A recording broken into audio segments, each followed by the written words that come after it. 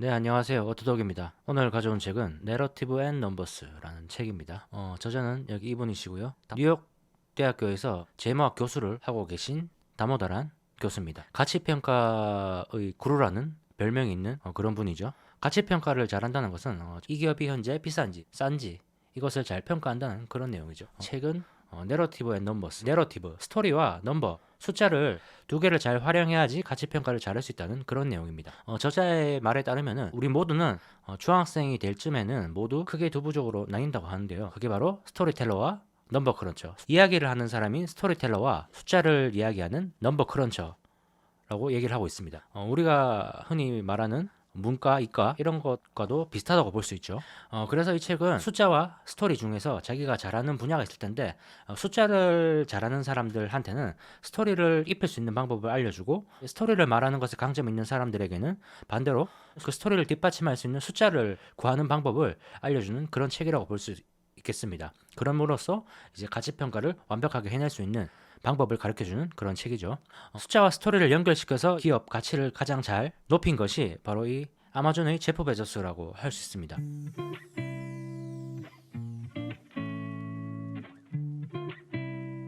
내러티브에 맞는 실적 창출을 했다는 측면에서 이 아마존이 가장 뛰어나다는 거죠. 중요한 것은 내러티브에 맞는 실적이라는 겁니다. 말로는 성장을 얘기하면서 성장은 하지 않고 눈앞에 보이는 이익만 추구한다면은 그것은 내러티브에 맞는 실적이라고 할 수가 없죠. 이 내러티브에 맞는 실적을 냈다는 것은 이런 건데요. 베조스는 당장의 순이익 이런 것보다는 회사의 덩치를 키우는 매출액을 늘리는 것에 집중을 한다고 그렇게 투자자들한테 얘기를 했죠. 그리고 실제로 그렇게 했습니다. 수익이 나면은 그 돈을 주가를 올린다든지 배당을 한다든지 이런 데 사용하는 게 아니라 다시 매출을 더 늘리는 것에 재투자를 했다는 거죠. 그렇게 재투자를 하니까 고객 만족이 높아지고 고객들은 더 아마존을 이용하고 그렇게 아마존을 이용하면 또 매출이 늘어나고 순이익이 늘어날 텐데 또 그 순이익을 사용하지 않고 다시 재투자해서 다시 고객 만족을 늘리는 그런 식으로 계속 순환을 하면서 매출 성장에 집중을 했다는 거죠. 순이익은 내지 않으면서 창사 이후에 거의 20년이 흐른 2015년까지도 아마존의 이익률은 거의 오르지 않았습니다. 그럼에도 불구하고 투자자들은 그런 단점을 기꺼이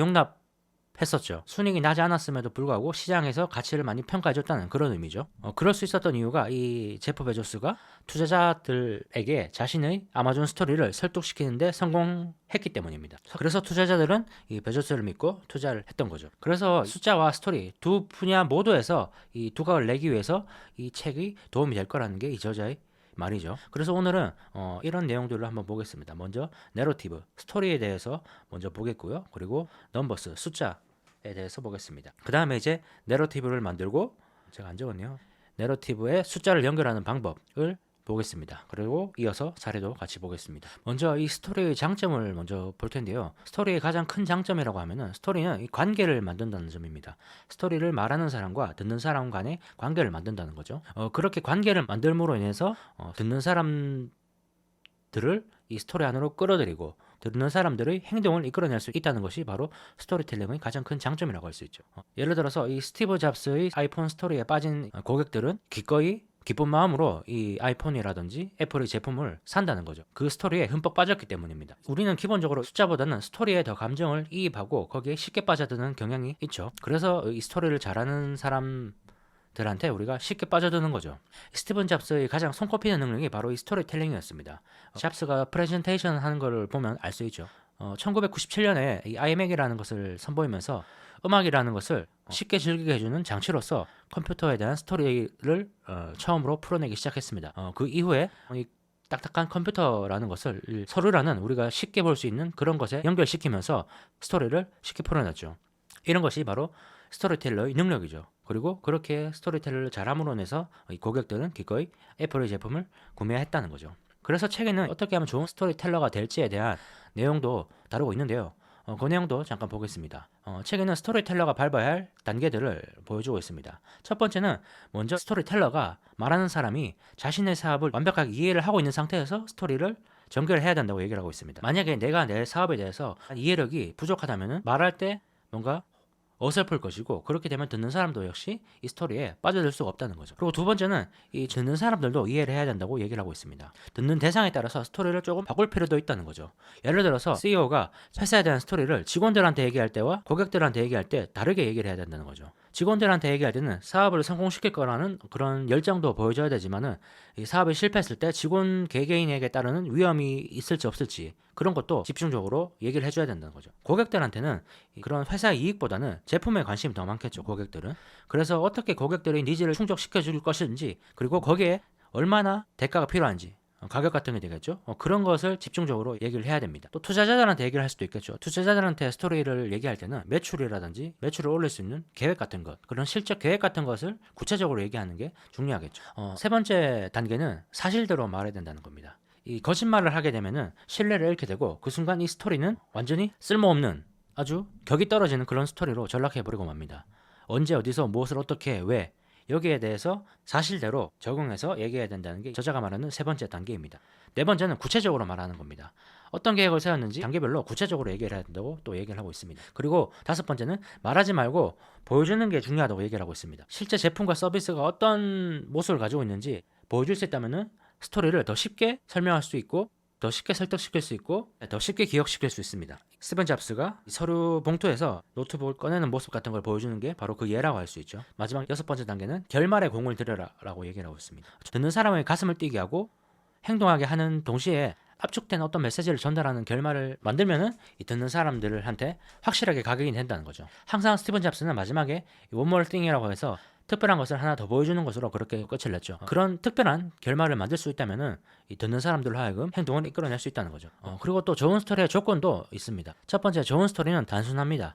좋은 스토리는 이 초점 흐리지 않고 복잡하거나 난해함을 없애서 이 최대한 단순하게 만든다는 거죠. 너무 초점을 분산시키면은 방금 이 프레젠테이션이 뭘 얘기했는지 기억을 못하게 되는 경우도 있죠. 그래서 최대한 단순하게 핵심 주제를 정해서 거기에 초점을 맞춰서 단순하게 만들면 좋은 스토리가 된다는 거죠. 두 번째, 좋은 스토리는 또 믿을 수가 있습니다.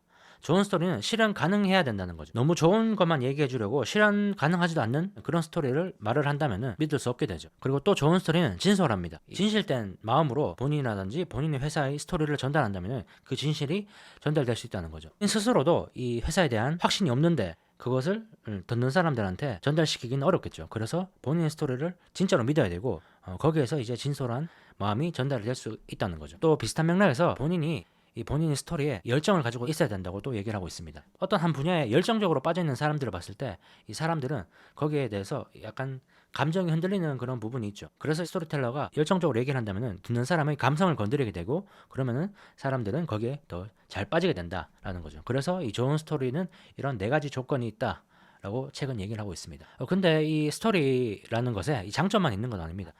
스토리의 단점도 있는데요. 스토리의 최대의 단점이라고 하면은 이 스토리라는 것 자체가 이 인간의 감정에 감성의 호소라고 또 그런 감정 때문에 이 기억이 조작될 수 있다는 건데요. 인간의 기억은 연약하고 조작되기가 쉽죠. 내가 어떤 좋은 감정을 느꼈다면은 그 스토리가 조금 논리가 부족해 보이더라도 타당성이 있고 논리적으로 보이고 합리적으로 보이는 그런 편견이 들어갈 수 있다는 거죠. 듣는 사람이 편견에 빠져서 쉽게 빠질 수도 있지만은 말하는 사람도 역시 자신의 기억을 재창조해서 스토리를 얘기할 수 있습니다. 뭔가를 얘기할 때 나쁜 의도가 없더라도 조작된 기억을 근거로 스토리를 전개할 수 있다는 거죠. 실제로 가능성이 별로 없음에도 불구하고 엄청나게 가능성이 높다고 생각하는 것들도 스토리로 만들어서 풀 수도 있죠.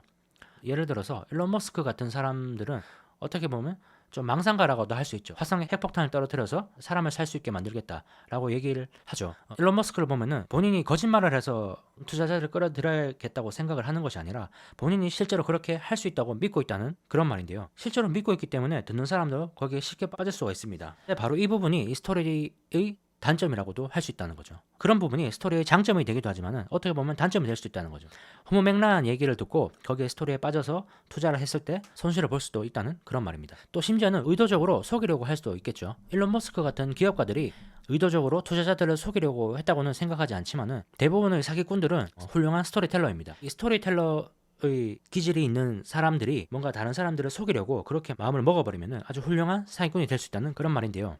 대표적인 사람이 버니 메이도프라는 이 사람이죠. 대단한 사기꾼이죠. 오른쪽 밑에 있는 이 남자는 아주 오랜 기간 아무도 이 사람의 사기 행각을 눈치채지 못했습니다. 이 사람의 핵심 스토리는 세 가지였는데 본인이 개발한 투자 방법이 너무 복잡해서 외부인은 이해하기 힘들다고 얘기를 했습니다. 첫 번째는.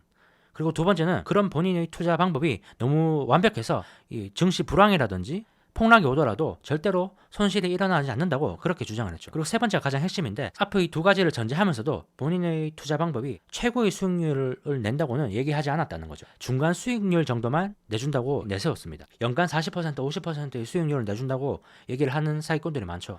그에 비해서 이 버니 메이도프는 중간 수익률을 낸다고 얘기를 했다는 거죠. 예를 들어서 한 5에서 10% 정도의 수익률만 안정적으로 내준다고 얘기를 했고, 그래서 사람들이 거기에 대해서 많이 의심을 하지 않았던 겁니다. 이렇게 스토리를 교묘하게 꾸밈으로 인해서 이 사람은 20년 동안 별다른 의심을 받지 않고 이렇게 사기 행각을 벌일 수 있었죠. 아주 타고난 스토리텔러라고 볼 수 있습니다. 또 그리고 이 오른쪽 위에 있는 이 사람도 유명한 사람이죠. 엘리자베스 홈즈라는 그런 사람인데요. 한때는 여자 일론 머스크라고도 불리기도 했던 그런 사람인데요. 이 홈즈의 스토리는 이렇습니다. 우리가 병이라든지 이런 걸 검사하기 위해서는 주사바늘을 꽂아서 피를 뽑아서 검사를 해서 병이 있는지 없는지를 확인해야 되죠. 근데 이 홈즈가 개발했다고 주장하는 그런 방법은 기존의 방법보다 훨씬 작은 소량의 혈액만으로도 다양한 검사들을 할 수 있다고 주장을 했습니다. 거기에 홈즈는 나노테이너라는 이름을 붙였죠. 이 나노테이너 하나면은 전통적인 실험실에서 사용되는 여러 개의 혈액 용기를 대체할 수 있었습니다. 또 게다가 그렇게 할 수 있다면은 검사 비용까지 아주 획기적으로 줄일 수 있었기 때문에 돈이 없는 사람들도 값싸게 검사를 받을 수 있었습니다. 만약에 된다면 말이죠. 아주 거부하기 힘든 매력적인 스토리죠. 이렇게 기술적으로도 훌륭하고 그리고 가난한 사람들도 도와줄 수 있다라는 이런 선교적인 메시지를 담고 있는 이런 스토리를 눈앞에 두고 거기에 대해서 그게 근거가 있냐, 실제 효과가 있냐, 제품이 있냐 라고 그런 김 빠지는 질문을 던지고 싶은 사람은 별로 없다는 거죠. 너무나 스토리가 매력적이었기 때문에 그것을 거짓말이라고 믿고 싶지 않았다는 거죠. 그래서 방송에도 여러 번 나와서 아주 많은 투자자들을 속였죠. 하지만 결론은 그렇게 좋지 않았죠. 감옥에 가는 것으로 끝이 났습니다. 그래서 우리가 이런 스토리에 집중해서 얘기하는 사람들을 만났을 때 그 스토리를 깨부술 수 있는 방법이 바로 여기서 말하는 숫자입니다. 그래서 다모다라는 교수는 스토리의 해독제를 숫자라고 얘기를 하고 있는데요. 스토리텔러가 이 어떤 공상의 세계 그런 것들을 헤매고 있을 때 데이터를 제시해라 라는 그런 말 한마디만 해도 쉽게 그 사기에서 빠져나올 수 있다는 그런 말입니다. 숫자는 객관적이라는 거죠. 우리가 숫자를 제시한 데이터를 봤을 때 쉽게 믿는 이유는 숫자가 객관적이라고 생각하기 때문입니다. 그래서 숫자를 들이밀면서 누군가를 설득하면은 우리는 쉽게 믿는 경향이 있죠. 숫자에는 편견이 개입할 여지가 없고 어떤 의도도 없다는 그런 인식이 존재하기 때문이죠. 그래서 이 스토리 위주가 아니라 숫자 위주로 어떤 사례라든지 그런 근거를 제시하는 사람은 더 객관적이라는 그런 인식을 심어줄 수 있습니다. 근데 이런 인식이 꼭 맞다고 하기는 어려운데요. 그 이유가 이 숫자에도 사실 편견이 개입될 수 있습니다. 이 숫자를 잘 다루는 사람은 숫자를 조작해서 본인 입맛에 맞는 그런 숫자를 제시할 수 있죠. 이 숫자 같은 경우에는 표본에 따라서 이 결과가 다르게 나올 수 있습니다. 예를 들어서 미국 기업의 실적이 전반적으로 괜찮다는 것을 보여주려는 어떤 그런 의도를 가진 기관이라면은 이 표본이라고 하면은 조사 대상이 될 수 있겠죠. 이 표본을 S&P 500 기업에만 한정할 수가 있습니다. S&P 500이라고 하면은 미국에서 제일 좋은 회사 500개니까 당연히 실적이 어느 정도 좋겠죠. 그렇게 S&P 500으로만 표본을 좁힘으로 인해서 이 숫자를 보여주는 사람은 미국 기업의 실적이 좋다는 것을 듣는 사람들한테 어필할 수가 있다는 거죠. 근데 만약에 이 표본을 미국 기업 전체로 확장한다면은 그렇지 않을 수도 있겠죠. 또 헤지펀드 수익률 같은 걸 조사할 때도 보면은 항상 결과를 보면은 헤지펀드가 초과 수익률을 달성했다고 결론을 내는 그런 조사가 많은데요. 근데 거기에는 사라지거나 폐업한 펀드는 포함되지 않았습니다. 살아남은 펀드만 표본으로 삼아서 그거를 조사했기 때문에 실적이 초과 수익을 달성했다고 그렇게 나오는 거죠. 그런 식으로 표본을 교묘하게 바꿔서 듣는 사람을 속일 수도 있다는 거죠. 또 기업들도 이런 편향을 적극적으로 활용을 하는데요. 예를 들어서 2009년 3월에 엑슨모빌의 이 사례를 보면은 당시에 유가는 1배럴당 45달러 정도였습니다. 근데 당시에 엑슨이 보고한 재무제표에 나온 데이터 대부분은 유가가 1배럴당 거의 80달러였던 전년도 수치를 근거를 해서 재무제표를 만들었습니다. 실제로는 유가가 떨어졌는데 유가가 높을 때의 데이터로 재무제표를 작성했다는 거죠. 우리가 숫자에도 편향이 들어갈 수 있다는 점을 알았다면은 이 유가 하락 데이터를 감안했을 때 당시에 엑슨모빌의 순이익이 너무 높게 잡혔다는 것을 파악할 수 있었겠죠. 실제로 엑슨모빌의 영업이익은 보고된 수익보다 훨씬 적었습니다. 또 기업뿐만 아니라 뭐 협회들 이런 데들이 이런 것을 더 적극적으로 활용을 하는데요. 예를 들어서 자신이 세금을 잘 냈다는 것을 어필하고 싶어하는 협회는 세금이 가장 많이 나오는 세율 척도를 선택해서 데이터를 보여줄 겁니다. 반대로 이 소비자보호단체 같은 경우에는 미국 기업들에 대한 안 좋은 인식이 있고 세금을 납부하지 않는다고 믿기 때문에 똑같은 표를 보여주면서도 세금이 가장 적게 나올 만한 세율 척도를 사용해서 데이터를 제시를 하겠죠. 양쪽 모두 편견에 치우쳐진 데이터를 제시를 하는 겁니다. 우리는 그런 것을 잘 판단을 해야겠죠. 또 다른 숫자의 단점으로는 이 숫자는 정확하다는 착각이 있습니다. 우리가 흔히 숫자를 제시하면 정확하다는 생각을 하게 되지만 이 정확하다는 것과 정밀하다는 것은 다르다고 최근 얘기를 하고 있습니다. 아주 많은 숫자를 제시를 했을 때 그게 정확한 숫자일 수도 있지만 정확하진 않고 정밀하기만 할 수도 있다는 거죠. 정밀하다는 것은 일관성이 있다는 그런 얘기입니다. 그래서 듣는 사람이 정밀한 것과 정확한 것을 구분해서 들어야 된다는 것이 이 저자의 말인데요. 이 정확하다는 것은 이런 겁니다. 그 데이터가 옳다는 거죠. 정확하게 관역의 정중앙에 맞춰야지 정확한 거죠. 이것은 정밀도도 높고 정확하기도 한 겁니다. 그런 숫자를 제시하는 텔러는 거짓말도 하지 않고 표본도 속이지 않고 그래서 편견도 들어가지 않고 아주 믿을만한 데이터를 제시하는 그런 사람이라고 할 수 있죠.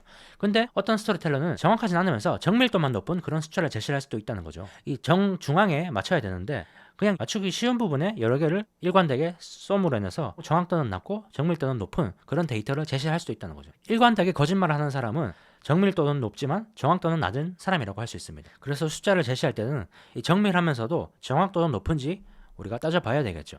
다음 숫자의 단점으로는 숫자를 우리가 정확하게 도출해냈을 때 그 숫자를 우리가 통제한다는 착각에 빠질 수 있습니다. 근데 무언가를 측정한다고 해서 그것을 통제할 수 있는 것은 아닙니다. 체온계로 몸에 열이 있다는 사실을 측정할 수가 있지만은 그 열을 치료하지는 못하죠. 포트폴리오의 위험이 어느 정도 포함되어 있는지 그것을 우리가 측정할 수는 있지만은 그렇다고 그 위험을 제거할 수는 없죠. 이런 대표적인 예가 2008년 금융위기입니다. 2008년 당시에 이 은행들은 VAR이라는 것을 개발해냈는데요.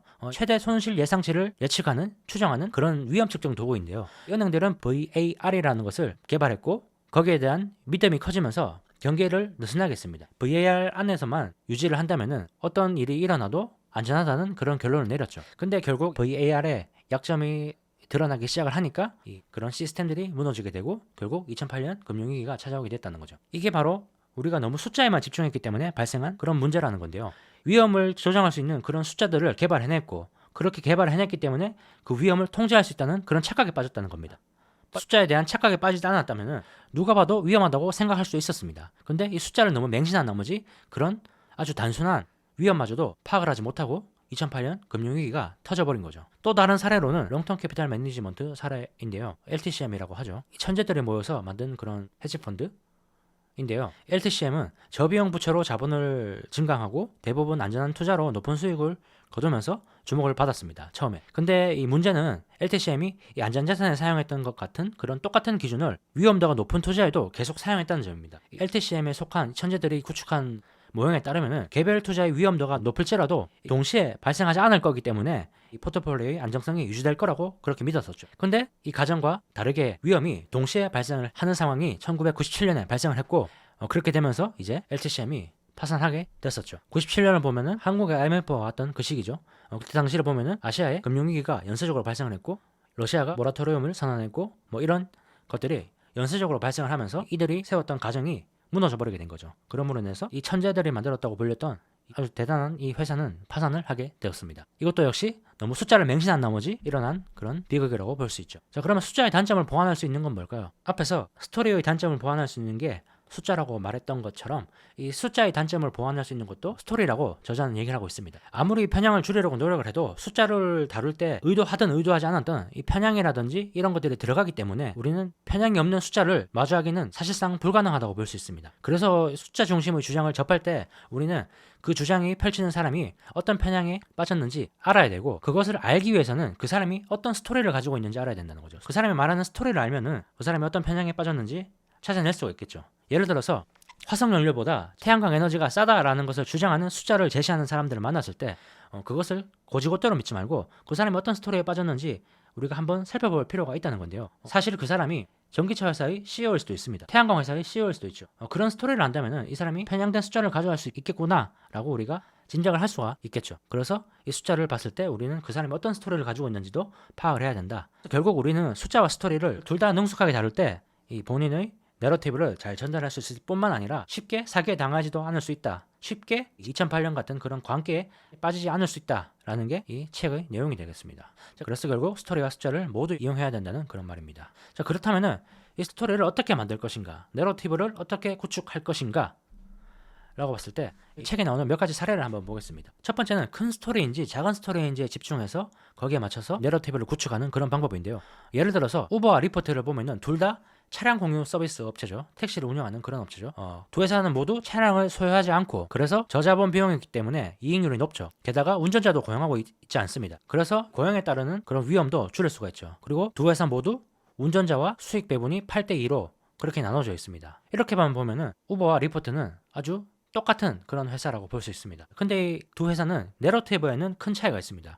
우버는 배달, 이사 이런 시장에도 진출하려는 그런 확장을 시도하는 반면에 리포트는 2015년까지도 여전히 차량 공유 사업에만 집중을 했었죠. 우버는 훨씬 더 큰 시장을 목표로 하고 있다고 일관되게 얘기를 했습니다. 그게 바로 큰 내러티브죠. 우버는 큰 내러티브를 지향을 하고 그걸 계속 지속적으로 투자자들한테 얘기를 하고 있습니다. 우버이츠, 우버카고, 우버러시 그런 사업에도 계속 진출할 거라고 얘기를 함으로써 본인의 시장을 넓히는 거죠. 그러므로 인해서 시장에서 더 높은 가치를 평가받을 수도 있죠. 근데 그렇다고 꼭 큰 내러티브가 좋은 건 아닙니다. 리포트는 큰 내러티브가 가지는 근본적인 위험, 비용 이런 것들을 피하기 위해서 작은 내러티브에 집중을 했습니다. 큰 내러티브와 작은 내러티브 둘 중에 뭐가 옳은 건지 좋은 건지는 모르지만 어쨌든 이 큰 내러티브를 제시를 했을 때 시장에서는 더 높은 가치를 평가해 주기는 하죠. 저자 같은 경우에도 우버를 리포트의 7배 이상 가치 평가를 해줬습니다. 그래서 이 어떤 스토리를 구축할 때 이 큰 스토리를 제안할 것인지 작은 스토리를 제안할 것인지 거기에 맞춰서 구축할 수 있다라는 그런 말입니다. 또 다른 예로는 이 기존 질서를 파괴하는 그런 내러티브를 구축할 수도 있습니다.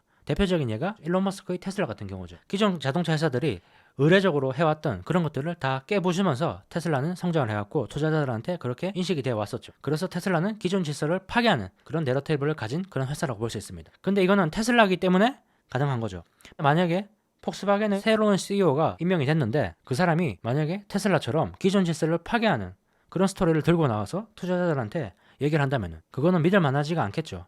왜냐하면 폭스바겐 같은 경우에는 기존 질서 그 자체인데 그걸 부시면서 회사를 성장시키겠다는 것은 앞뒤가 안 맞는 내용이기 때문이죠. 그래서 본인이 말하는 회사, 제품에 잘 맞는 그런 스토리를 제시를 해야 되겠죠. 또 다른 방법으로는 이 성장 스펙트럼에 맞춰서 스토리를, 내러티브를 구축하는 것도 방법이 될 수 있습니다. 예를 들어서 초기의 우버나 테슬라 같은 경우에는 이제 시작하는 회사였기 때문에 고성장 스토리를 제안할 수 있겠죠. 엄청나게 빠르게 성장할 수 있다라는 것을 중점적으로 스토리를 구축할 수도 있을 겁니다. 근데 반대로 폭스바겐 같은 경우에는 그런 고성장 스토리를 제시하면 안 되겠죠. 폭스바겐 같은 경우에는 경쟁자들이 어떻게 침입하지 못할 것인가, 어떻게 관리를 잘할 것인가, 어떻게 주주 친화적인 정책을 펼칠 것인가 이런 것에 초점을 맞춰서 이 스토리를 만들어야겠죠. 그래서 이 본인의 회사 또는 제품이 이 스펙트럼에서 초기 단계인지 중기 단계인지 후기 단계인지를 보고 거기에 맞춰서 내러티브를 구축해야 된다는 게 또 하나의 팁이 되겠습니다. 자, 이렇게 내러티브를 구축을 했다면은 이제 그 내러티브가 거쳐야 할 단계가 있습니다. 스토리가 거쳐야 할 세 가지 시험인데요. 가능성이 있는지, 타당성이 있는지, 개연성이 있는지 이렇게 세 가지의 단계를 거쳐야지 진정으로 그게 인정을 받게 되고 투자자들한테 투자를 이끌어낸다든지 고객들의 제품을 산다든지 이런 게 이루어질 수가 있습니다. 그래서 이 세 가지 단계를 거쳐야 되는데요. 먼저 가능성부터 보겠습니다. 어떤 스토리를 들었을 때 먼저 해야 될 것은 그 스토리가 가능성이 있는지 없는지부터 따져봐야 되겠죠. 어떤 스토리를 들었을 때 우리는 가능성이 있다, 가능성이 없다 두 가지로 나눌 수가 있습니다. 예를 들어서 어떤 회사가 이익률이 100%를 넘어서는 그런 스토리를 제안을 한다면은 그것은 가능성이 전혀 없는 스토리입니다. 그런 것들은 아예 배제를 시켜야 된다는 거죠. 이익률이 100%가 넘어선다는 것은 말이 안 되죠. 원가가 1도 들어가지 않고 매출 전체가 이익으로 잡힌다면 이익률이 100%가 될 수 있습니다. 근데 이익률이 100%가 넘는다는 것은 원가 이상의 이익을 낸다는 건데 그런 건 말이 안 되겠죠. 이런 것들은 가능성이 없습니다. 또 다른 예를 보면은 우리가 흔히 가치평가 같은 것을 할 때 방법은 크게 두 가지가 있죠. 하나는 청산가치, 두 번째는 현금 흐름 으로 가치를 추정하는 그런 방법이 있습니다. 근데 이 두 번째, 앞으로 거둬들일 현금 흐름으로 가치를 평가를 할 때 보면은 거기에 항구 성장률이라는 게 들어가게 되는데요. 예를 들어서 어떤 회사는 항구 성장률을 9%라고 가정을 하고 이 회사의 가치를 측정할 수 있습니다. 이 부분에 문제가 있다는 거죠. 항구 성장률 9%라는 것은 계속적으로 이 회사가 9%로 성장을 한다는 건데 그것은 말이 안 되죠. 무한히 이 회사가 9%로 성장을 한다면은 그 회사는 전체 경제 규모보다 훨씬 더 크게 성장을 하게 될 거고 그런 것은 불가능하죠. 전체 경제 규모보다 커지는 회사가 존재할 수는 없습니다. 간단히 말하면은 항구 성장률이라는 것은 불가능합니다. 그렇기 때문에 우리가 현금 흐름으로 가치를 평가를 할 때는 성장률이 점점 줄어드는 식으로 그렇게 가치 평가를 해야지 그 스토리가 가능성이 있는데 어떤 스토리가 항구 성장률 9% 또는 5%, 10%를 제시하면서 그게 영원히 이어질 것을 근거로 스토리를 전개를 한다면은 그것은 가능성이 없는 스토리라는 거죠. 이런 것은 애초에 차원 단계에서 제외를 시켜야겠죠. 그리고 또 어떤 회사들은 무비용 자본을 근거로 스토리를 전개하기도 하는데요. 한국에서 이런 회사들이 특히 많은데요. 어떤 거냐면은 이 본인 회사가 자본 조달 계획을 얘기를 하는데 이 주식을 발행해서 자본을 조달하면서 거기에 비용이 없다고 주장하는 그런 거죠. 은행에서 대출을 받아서 자본을 조달하게 되면은 이자가 나가죠. 근데 그것처럼 사실 이 주식을 발행해서 자본을 조달할 때도 사실 거기에 비용이 들어가게 됩니다. 요구 수익률이라는 형태로 비용이 들어가게 되죠. 어떤 CFO들은 이 본인들은 배당을 지급하지 않기 때문에 주식을 발행해서 자기 자본을 조달하더라도 비용이 0이라고 얘기를 하는데 이건 아주 말도 안 되는 얘기라는 거죠. 모든 주식 발행에는 이 자기 자본 요구 수익률이라는 게 있습니다. 만약에 주식시장의 평균 수익률이 10%라면은 주식을 발행할 때는 10%의 비용이 지불되는 셈입니다. 한국에서는 그렇게 생각을 하지 않죠. 그렇기 때문에 주주의도는 공짜라고 생각을 하고 마음대로 사용을 해버리죠. 이런 것들을 막기 위해서 우리가 상법 개정 같은 걸 해야 된다는 거죠. 가능성이 있는지 없는지 따져봤다면 이제 이 타당성에 대해서도 봐야 됩니다. 가능성에 대해서는 우리가 가능성이 있다 없다 이렇게 두 가지로 나눴다면은 이 타당성에 대해서는 확률이 높다 낮다 이렇게 판단할 수 있습니다. 어쩌면 실현될 수도 있지만 실현되지 못할 수도 있는 그런 스토리죠. 실현되면 아주 좋겠지만은 실현될 가능성이 아주 낮은 그런 스토리 같은 경우에는 가능성은 있지만 타당성은 낮은 그런 스토리라고 할 수 있죠. 예를 들어서 경쟁이 아주 심한 섹터에 속한 기업이 스토리텔링을 하는데 제품 가격 인상을 하면서도 수익률 증대를 동시에 주장한다면 이거는 타당성이 낮은 스토리라고 할 수 있죠. 제품 가격을 인상을 하면은 의례적으로 시장 수익률은 낮아질 수밖에 없죠. 보통 이 두 가지를 동시에 하는 것은 타당성이 낮은 그런 스토리입니다. 마지막으로 따져봐야 될 것은 개연성입니다. 개연성은 스토리텔러가 말하는 각 부분들이 서로 상충하는 부분이 없는지 따져봤을 때 개연성이 있는지 없는지를 알 수 있는데요. 예를 들어서 각 부분으로 보면 말이 되지만 전체로 보면은 서로 그 주장이 충돌해서 말이 되지 않을 때 그 스토리는 개연성을 잃게 됩니다. 예를 들어서 고성장 스토리를 말하는 회사가 위험하지도 않다고 얘기를 한다면 그것은 개연성이 부족합니다. 왜냐하면 고성장을 깨하려면 많은 투자를 해야 되고 많은 투자에는 위험이 동반할 수밖에 없습니다. 당장 공장을 하나 짓더라도 위험이 동반될 수밖에 없죠. 근데 이 회사가 고성장을 얘기하면서 저위험을 얘기한다면 그것은 개연성이 낮은 그런 스토리로 말할 수 있죠. 책에 나오는 사례를 한번 보겠습니다. 페라리 자동차를 다들 아실 텐데요. 페라리는 아주 비싼 자동차를 만드는 그런 회사죠. 페라리에 대한 내러티브를 보면은 스토리를 보면은 페라리는 생산량이라든지 판매량을 늘리려고 노력하는 것이 아니라 아주 비싼 고객들을 대상으로만 판매를 하고 그래서 아주 소량만 만들어서 판매를 합니다. 그렇게 함으로써 아주 고가의 제품이라는 브랜드 이미지를 만들어갈 수 있는 거죠. 이 스토리의 장점이라고 하면은 소량만 만들고 슈퍼리치들한테 자동차를 팔기 때문에 이익률을 높게 가져갈 수가 있습니다. 슈퍼리치들은 희소 가치가 있는 것에 높은 가격을 기꺼이 지불을 하기 때문이죠. 또 이렇게 함으로 인해서 거시경제 위험에 대한 노출도도 줄일 수가 있습니다.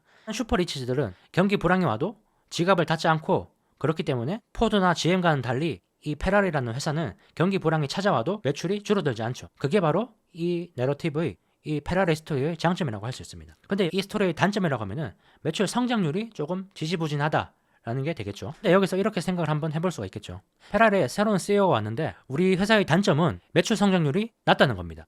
이렇게 얘기를 하면서 마세라티처럼 저가 모델을 출시해서 고객을 넓히겠습니다. 이렇게 얘기를 한다면 거기에 대해서 투자자들은 어떻게 받아들여야 될까요? 고객 전부가 슈퍼리치가 아니기 때문에 시장 위험도도 조금 커질 수가 있지만은 성장률이 빨라지기 때문에 우리 회사는 더 좋아질 수 있습니다. 라고 얘기를 한다면 이 정도는 충분히 가능한 이야기죠. 타당성이 있는 스토리입니다. 여기까지는 투자자가 수용을 할 수 있을 겁니다. 근데 만약에 여기서 매출을 늘리면서도 과거의 장점들, 높은 영업이익률, 그리고 낮은 시장 위험 노출도 이런 것들도 그대로 가지고 갈 수 있다고 한다면 이런 스토리는 타당성이 없다고 볼 수 있습니다. 알리바바도 한번 볼까요? 알리바바 같은 경우에는 2014년을 기준으로 중국 온라인 소매 거래의 75%를 장악했습니다. 그렇기 때문에 더 이상 투자를 하지 않아도 높은 수익률을 가져가면서 이 영업을 이어나갈 수가 있는 건데요. 여기에 대해서 어떤 새로운 알리바바 CEO가 와서 이 중국뿐만 아니라 전 세계로 시장을 넓히겠다라고 얘기를 하면 어떻게 받아들여야 될까요? 시장을 넓혀서 중국뿐만 아니라 해외 시장에서도 어느 정도 성공을 거둘 수 있다라고 우리가 가정을 할 수 있겠죠. 해외로 진출을 하면서 시장이 커지는 효과는 누릴 수 있을 겁니다. 이 정도는 타당성 있는 스토리죠. 근데 만약에 그 CEO가 알리바바의 시장을 전 세계로 확장하는 동시에 중국 시장에서만 누리던 높은 영업이익률 그런 것들은 그대로 유지를 하고 또 사업 영역을 확장함으로 인해서 발생하는 위험도 없다고 그렇게 주장한다면은 그것은 타당성 없는 스토리라는 거죠. 그래서 우리가 투자하는 회사들의 CEO라든지 CFO가 주장하는 그 스토리가 타당성 있는지 없는지 개연성 있는지 이런 것들을 잘 따져봐야 된다는 그런 말이 되겠습니다. 그래야지 우리가 투자해서 손실을 보지 않을 수가 있겠죠. 그 CEO가 어떤 내러티브를 얘기하는지, 그게 타당성 있는지 확인해 봐야 된다는 그런 말입니다. 자, 이렇게 내러티브를 잘 구축을 했다면은 이제 스토리에 숫자를 연결해야겠죠. 이 스토리에 숫자를 연결하기 위해서는 그 회사가 말하는 스토리에서 가장 핵심적인 가치가 뭔지 먼저 찾아내야 됩니다. 예를 들어서 앞에서 말했던 아마존 같은 경우에는 매출 성장률이 핵심적인 가치 요인입니다. 아마존은 매출을 계속 늘림으로 인해서 고객들을 만족시키고 고객들을 확장하고 고객들 수를 늘리고 또 그렇게 함으로 인해서 다시 매출을 늘고 그 매출을 다시 투자하고 이런 과정을 반복하는 스토리를 제시를 했기 때문에 가장 중요한 부분은 매출 성장률입니다. 이런 아마존의 스토리를 보고 핵심 가치인 매출 성장률이라는 것을 뽑아낸 다음에 그거를 이제 가치평가에 대입을 해야 된다는 거죠. 우리가 흔히 하는 가치평가 수단이라고 하면은 현금흐름 할인법 이라든지 뭐 여러 가지가 있겠죠. 그런 것들 방법에 이 핵심 가치를 대입해야 되는 거죠. 그래서 이 책에서는 이 현금흐름 할인법이라든지 여러 가지 가치평가 수단들도 공식을 통해서 얘기를 해주고 있습니다. 그 부분은 제가 여기서 자세하게 설명하지는 않겠습니다. 큰 틀만 얘기를 하고 넘어가겠습니다. 제가 잘 설명할 수 있는 부분도 아니기 때문에 오늘 영상에서는 이런 방법으로 가치평가를 한다라는 것 정도만 설명을 하고 넘어가겠습니다. 그래서 아마존 같은 경우에는 이런 매출 성장률을 이 가치평가 방법에 대입을 시켜야겠고, 예를 들어서 인스타그램이라든지 페이스북 같은 이런 SNS 기업 같은 경우에는 또 다른 핵심 가치가 있겠죠. SNS 기업 같은 경우에는 사용자 수가 핵심 가치라고 할 수 있습니다. 그래서 이렇게 하면은 우리가 사용자를 이만큼 늘릴 수 있다라는 식으로 스토리를 전개를 해야 되고, 그 사용자 수를 또 정량적인 형태로 바꿔서 가치 평가를 하는 현금흐름 할인 모델법이라든지 이런 데다가 대입을 시켜서 가치를 평가를 해야 된다는 게 이 책의 바로 핵심 메시지가 되겠습니다. 또 핵심 가치뿐만 아니라 다른 가치 요인이 있다면은 그것도 이 가치를 추정할 때 추가를 하면 좋겠죠. 예를 들어서 닌텐도 같은 회사는 CEO가 엄청나게 보수적이고 그래서 현금 보유액이 기업 자산의 절반에 이릅니다.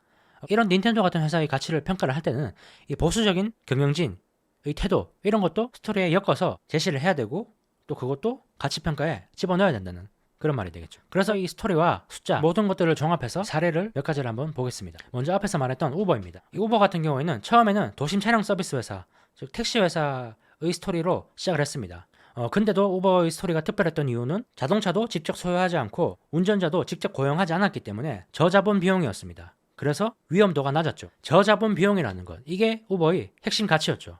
그래서 이것을 기준으로 스토리를 전개를 했고, 저자는 우버의 가치를 평가를 할 때 저자본 비용이라는 것을 투입 변수로 이 가치 평가에 대입을 해서 가치를 평가를 했죠. 그렇게 해서 만든 내러티브는 이렇습니다. 우버는 저자본 비용인 도심 차량 서비스 회사이며 새로운 이용자를 차량 서비스 시장으로 끌어들이고 있다. 지역 네트워킹 효과를 누리면서 앞으로도 저자본 집약적 모델을 유지할 것이다. 이런 스토리를 했을 때 저자가 추정한 우버의 가치는 대략 60억 달러였죠. 근데 여기서 저자가 조금 간과한 부분은 우버는 큰 내러티브를 가진다는 사실이었는데요. 우버는 이 리포트와 달리 이 자동차 공유 시장에만 머무르는 것이 아니라 음식을 배달하는 우버이츠 또는 우버카고, 우버러시 이런 것들로 계속 시장을 확대했기 때문에 실제 시장 가치는 훨씬 더 컸습니다.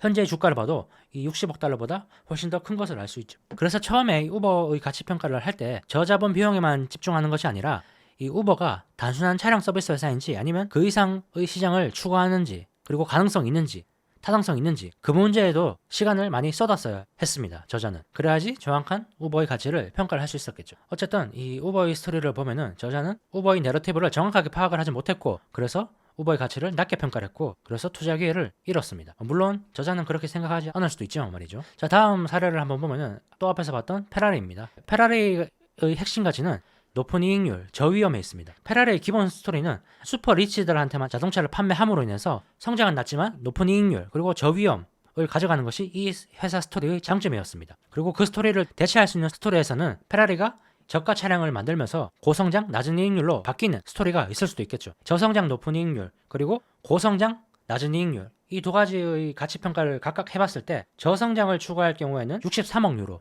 그리고 고성장을 추구할 경우에는 60억 유로가 나왔습니다. 그냥 기존 스토리가 더 낫다는 거죠. 페라리는 이 슈퍼리치를 대상으로 하는 그런 사업을 영위를 하면서 경기 부침에 영향을 받지 않고 그리고 높은 이익률을 계속 유지를 하는 게 이 회사의 기업 가치를 더 높일 수 있는 그런 방법이라고 할 수 있습니다. 그래서 만약에 어떤 CEO가 들어와서 고위험을 추구해서 우리 회사를 더 성장시키겠다라고 얘기를 하면 그 스토리는 별로 근거가 없는 스토리라고 우리가 판단을 할 수가 있겠죠. 자, 이렇게 우리가 스토리를 만들고 핵심 가치를 뽑아내고 그거를 가치 평가에 연결시켜서 이런 과정을 다 잘 해냈다고 해도 항상 스토리는 바뀔 수 있다는 것을 전제를 해놓고 있어야 됩니다. 우리가 앞에서 봤던 우버이 같은 경우에는 계속 본인의 시장을 확장시키면서 내러티브를 계속 바꿨습니다. 그걸 제대로 따라가지 못했기 때문에 저자 같은 경우에는 우버의 가치평가에서 뭔가를 실수를 하고 놓친 거죠. 그래서 항상 이 본인의 스토리가 잘못된 부분이 없는지, 틀린 부분이 없는지, 바뀐 부분이 없는지 그것을 계속 생각을 하고 계속 수정을 해 나가야 된다는 게 또 이 책의 조언입니다. 이 저자가 권하는 가장 좋은 방법은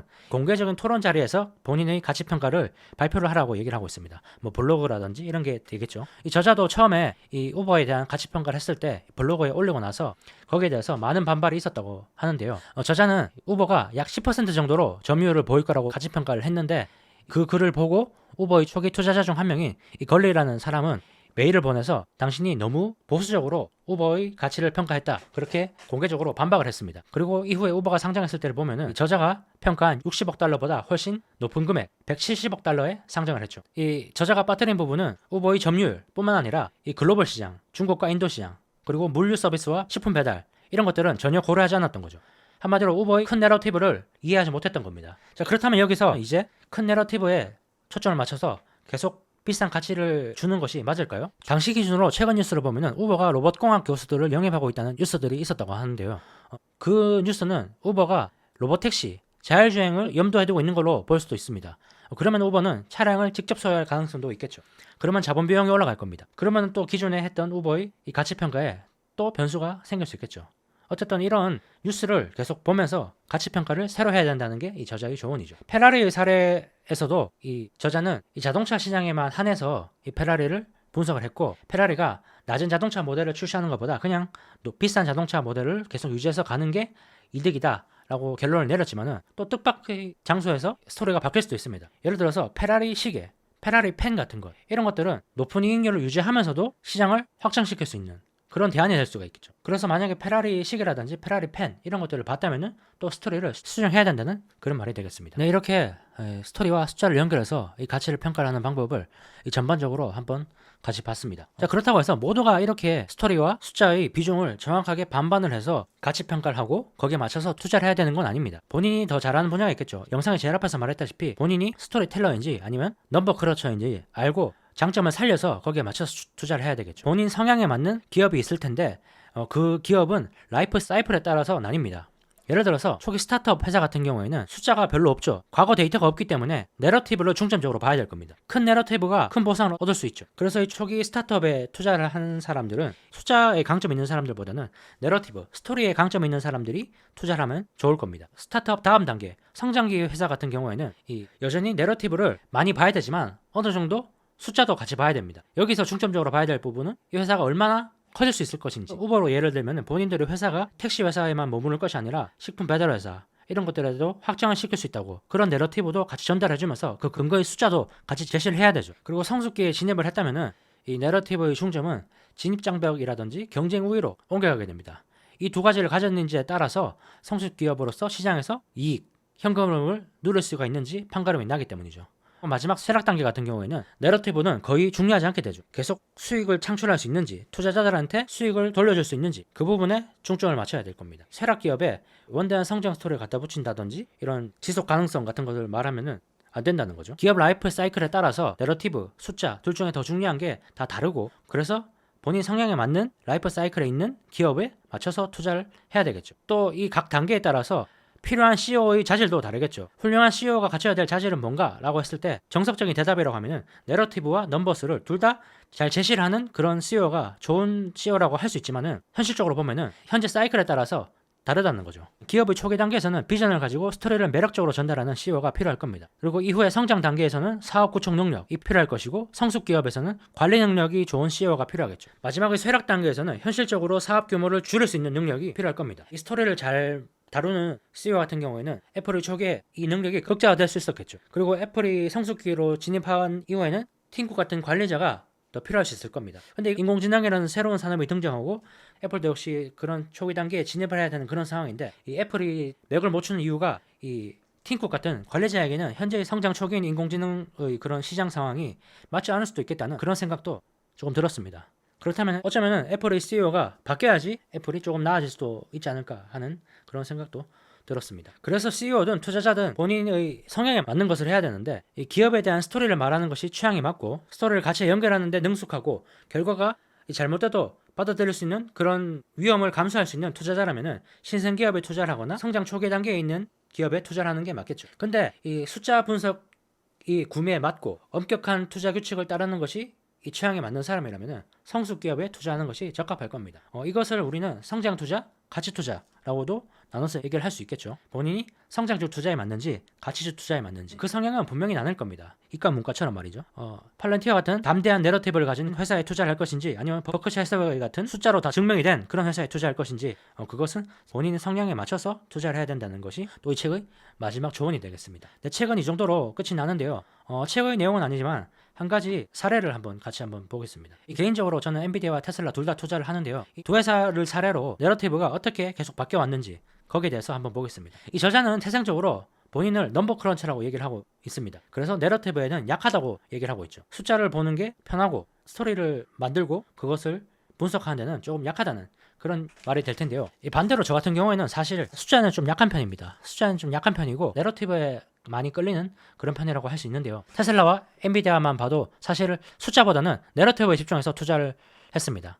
근데 그래도 좀 잘했다고 생각하는 부분은 이 내러티브를 계속 수정을 해나갔다는 겁니다. 어떤 시장이 주는 이 두 회사의 변화를 보면서 말이죠. 예를 들어서 엔비디아 같은 경우에는 처음에 제가 엔비디아를 투자를 했을 때 엔비디아의 스토리는 저는 게임을 좋아하기 때문에 게임 그래픽 카드를 만드는 회사로 시작을 했습니다. 게임을 조금 좋아하는 사람이라면 엔비디아라는 이름을 모를 수가 없는데요. 게임 그래픽 카드를 만드는 회사는 엔비디아가 거의 독점이었습니다. 지금이야 뭐 AMD도 조금 만들고 있다고 하지만은 그래픽 카드라는 카테고리 자체를 엔비디아가 만들었기 때문에 경쟁사가 거의 없었습니다. 무조건 컴퓨터를 구매를 할 때는 엔비디아 그래픽 카드를 포함을 시킬 수밖에 없었죠. 그래서 이제 독점이라고 생각을 해서 이 그래픽 카드 엔비디아에 관심을 가졌고 이 투자를 하기 시작했는데 이게 그 다음에 비트코인이 조금 뜨면서 비트코인 채굴용으로 이 그래픽 카드가 주목을 받기 시작했습니다. 비트코인 채굴용이라는 새로운 내러티브가 추가된 겁니다. 또 이후에는 인공지능 학습에 그래픽카드가 효과적이라는 그런 소식이 들려왔죠. 인공지능 학습에는 고성능 CPU 하나보다 그저 그런 성능의 GPU를 여러 대를 붙여서 학습을 시키는 게 유리하다는 그런 결과가 나왔기 때문인데요. 그리고 또 인공지능 내러티브 안에서도 처음에는 LLM, 라지 랭귀지 모델에서 자율주행, 그리고 또 현재는 로봇 이런 것들로 계속 내러티브가 또 확장되고 있습니다. 내러티브가 확장된다는 얘기는 시장이 커지는 것과 똑같이 봐도 무방하죠. 그리고 또 이후에는 인공지능의 학습뿐만 아니라 추론 단계에서도 엔비디아의 그래픽카드가 계속 효과적일 거다, 좋을 것이다 라는 내러티브가 만들어지기 시작을 합니다. 또 인공지능뿐만 아니라 신약 개발이라든지 이런 것에 있어서도 이 엔비디아의 그래픽카드가 필요하다 라는 내러티브가 추가가 되죠. 이런 시장이 확대되는 내러티브뿐만 아니라 고객이 확대되는 내러티브도 있었습니다. 처음에는 대기업들만 투자를 하던 이 AI 시장에서 AI에서 뒤처지기 싫어하는 국가들도 소버린 AI라고 하죠. 거기에 투자를 하게 될 것이라는 그런 내러티브가 생기면서 시장 규모가 한 번 더 커지죠. 현재로 보면 사우디라든지 이런 중동 국가들도 이 엔비디아 그래픽 카드를 구매를 하려고 한다고 하죠. 그리고 엔비디아의 장점이라고 하면 이 모든 것을 엮는 플랫폼을 가지고 있다는 거죠. 처음에는 쿠다 플랫폼이라고 해서 개발자들이 사용하는 그런 플랫폼에서 요즘에는 디지털 트윈이라고 하죠. 이 가상현실 세계에서 그대로 수행을 해볼 수 있는, 자율주행을 연습해볼 수 있는, 또는 로봇을 가상현실 공간에서 학습을 시킬 수 있는, 가상현실에서 신약을 개발해볼 수 있는 그런 플랫폼들도 엔비디아가 가져가면서 플랫폼 역시 확장되고 있습니다. 이 책의 가르침에 따라서 엔비디아의 가치를 평가를 한다면은 우리는 투입 변수를 어떤 것으로 가져가야 될까요? 먼저 시장을 정해야 될 겁니다. 처음에는 그래픽 카드, 그 다음에 인공지능 이런 식으로 시장의 규모를 정하겠다면은 그 시장의 규모 안에서 엔비디아가 얼마만큼의 시장 점유율을 가져갈 것인가, 그리고 또 여기에서 얼마만큼의 마진율을 가져갈 것인가, 이런 것들이 투입 변수가 될 수 있겠죠. 근데 여기서 어려운 부분은 엔비디아의 시장이 계속 확장되고 있다는 부분이죠. 말씀드렸다시피 처음에는 그래픽 카드에서 비트코인 채굴, 그리고 인공지능 학습, 추론, 신약, 로봇 이런 것들로 계속 확장되고 있죠. 제가 엔비디아를 투자하면서 처음에 가져갔던 내러티브, 스토리, 그래픽 카드에서 독점회사라는 것, 여기에만 이 시장을 제한을 하고 그것만 보고 가치를 평가를 했다면 주가가 엄청나게 올라갔을 때 그것을 고평가라고 생각하고 팔아버렸을 수도 있겠죠. 근데 그렇게 하지 않고 계속 가져가면서 어떤 내러티브가 추가됐는지 보고 스토리를 계속 확장시켜 나갔기 때문에 그래도 현재 나름 좋은 수익률을 올릴 수 있다고 생각이 들었습니다. 테슬라 같은 경우도 마찬가지라고 볼 수 있죠. 테슬라 같은 경우에 처음에는 전기차로 시작을 했죠. 그 다음에는 자율주행, 또 에너지, AI, 현재는 로봇까지 엔비디아처럼 계속 시장을 확대시켜 나가고 있습니다. 내러티브가 점점 커지는 거죠. 큰 내러티브를 추구를 하고 있는 겁니다. 우버나 엔비디아처럼 말이죠. 그렇다면 이 테슬라 같은 경우에는 투입 변수가 뭐가 될까요? 핵심 가치가 뭐가 될까요? 전기차에 멈췄다면 전기차 시장에서 시장 점유율 이 핵심 투입 변수로 그것을 기준으로 테슬라의 가치를 평가했을 겁니다. 현재는 또 다르죠. 이 전기차 시장에서 점유율보다는 자율주행 시장에서 점유율이 더 중요할 겁니다. 그리고 에너지 시장, 그리고 AI 시장, 로봇 시장, 이 전체에서 시장 점유율이 더 중요할 겁니다. 근데 현재를 보면은 테슬라 같은 경우에는 내러티브가 조금 바뀌고 있는 느낌도 들긴 들죠. 닌텐도를 분석할 때 보수적인 경영진을 이 가치 분석에 포함시켜야 되는 것처럼 테슬라의 가치를 분석할 때도 이 일론 머스크라는 이 어디로 튈지 모르는 이 사람을 가치 평가에 집어넣어야 되겠죠. 내러티브에 추가를 해야 될 겁니다. 테슬라를 처음 투자했을 때 전기차 회사였고, 이 전기차 회사에서 자율주행 내러티브가 추가됐을 때 그것은 긍정적인 내러티브라고 생각을 했고, 그래서 테슬라를 매도하지 않고 계속 가져갔습니다. 에너지가 추가되고 AI가 추가되고 로봇이 추가될 때도 계속 그랬죠. 근데 현재를 보면은 일론 머스크가 정치를 할 거라고는 전혀 생각을 하지 못했습니다. 공개적으로 트럼프를 지원할 때까지만 해도 조금 불안하긴 하지만은 그래도 그 정도는 받아들일 수 있다고 생각을 했습니다. 근데 현재 같은 경우에는 신당 창당 얘기가 나오고 있죠. 이러면은 직접적으로 이 정치라는 소용돌이 안으로 들어가게 되는 건데, 이거는 정말 내러티브에 큰 변화가 생겼다고 할 수 있죠. 어떻게 해야 될까요? 우리 같은 투자자들은 이 내러티브가 이 테슬라의 실적에 어떤 영향을 미칠지 분석을 해봐야 될 텐데요. 그게 쉽진 않겠죠. 문제는 일론 머스크의 정치 참여가 어느 정도로 회사 가치에 영향을 미치고 어느 정도로 가치 훼손을 해서 그것을 근거로 비중 조절을 어느 정도 해야 될까라는 것을 정확하게 알 수가 없다는 거죠. 제가 말씀드렸다시피 저는 기본적으로 숫자에 약하기 때문에 더 그렇겠죠. 그냥 가치 평가도 어려운데 하물며 대통령의 비리를 얘기하면서 신당 창당을 얘기하는 그런 CEO를 어떻게 숫자로 바꿔서 가치평가에 대입시켜야 될지 알 수가 있겠냐는 거죠. 심지어 요즘에는 일론 머스크가 그만두고 나서 오히려 주가가 더 좋지 않을까라는 생각도 들 정도로 이 테슬라에 대해서 어떻게 평가를 해야 될지 좀 어려워지는, 개인적으로는 좀 그런 상황이라고 할 수 있습니다. 애플 같은 경우에도 관리를 잘하고 주주 친화적인 팀쿡이 오고 나서 주가가 16배나 더 올랐죠. 자, 이렇게 엔비디아와 테슬라를 사례로 내러티브 를 어떻게 개인적으로 적용시켰는지 말씀드렸는데요. 최근 이 내러티브에서 핵심 가치를 뽑아내고 그것을 숫자로 전환해서 투자할 것을 권하지만 실제로는 그렇게 하기가 어렵다는 것을 알 수가 있죠. 본인이 잘하는 분야가 있기 때문에 그 잘하는 분야에 집중을 하고 단점을 보완하는 정도. 내러티브에만 100% 맞춰져 있는 사람이라면 숫자도 한 1, 20%는 비중을 둬서 그것을 가치평가에 집어넣는 정도만 돼도 이 책이 도움이 되지 않을까라는 그런 생각이 들었습니다. 그래서 단점을 보완하는 용도라면 이 책이 아주 유용하지 않을까 합니다. 그리고 사실 이 숫자와 내러티브를 정확하게 5대5로 나눠서 가치평가를 해서 투자를 한다면 투자 성과가 좋을까라고 생각을 해봤을 때 오히려 또 그렇지 않을 수도 있겠다는 생각이 드는데요. 이 저자의 경우만 봐도 그렇죠. 이 다모다란 교수 같은 경우에는 내러티브와 숫자 둘 다 잘 볼 수 있겠죠. 근데도 불구하고 우버의 매수 타이밍을 놓쳤습니다. 이런 점을 봤을 때 오히려 내러티브와 숫자를 둘 다를 보면은 오히려 이 내러티브의 확장 가능성을 숫자 안에 가둬두는 효과가, 그런 구축 효과라고 해야 될까요? 그것도 그런 효과도 발생하지 않을까 하는 그런 생각도 오히려 들었습니다. 어쨌든 약점을 보완한다는 점에서는 이 책이 가치가 있는 것은 분명할 겁니다. 또 약점을 보완하는 것뿐만 아니라 반대로 생각을 해보면 본인의 강점을 더 강화하는 수단으로 이 책을 또 사용할 수도 있겠죠. 그렇기 때문에 이 책은 한번 읽어두시면 분명히 도움이 될 만한 그런 책이니까 한번 보시길 추천을 드립니다. 이 책이 사실 숫자에 대해서도 깊이 다루는데요. 예를 들어서 가치를 실질적으로 구하는 방법, 현금 흐름 할인법이라든지 이런 것들도 많이 설명을 하고 있는데 그 부분은 제가 제대로 설명할 수 있는 부분이 아니라고 판단을 해서 오늘 영상에서는 많이 생략을 하고 설명을 드렸습니다. 본인이 숫자에 대해서도 조금 더 강점을 가지고 싶다면 이 책의 영상을 보고 한번 공부를 해보시면 좋을 것 같습니다. 네, 그럼 오늘 영상은 이렇게 마무리를 하겠습니다. 오늘도 영상 도움이 되셨다면 구독과 좋아요 그리고 알림 설정, 공유도 한 번씩 부탁드리겠습니다. 네, 오늘도 긴 영상 시청해 주셔서 감사드립니다.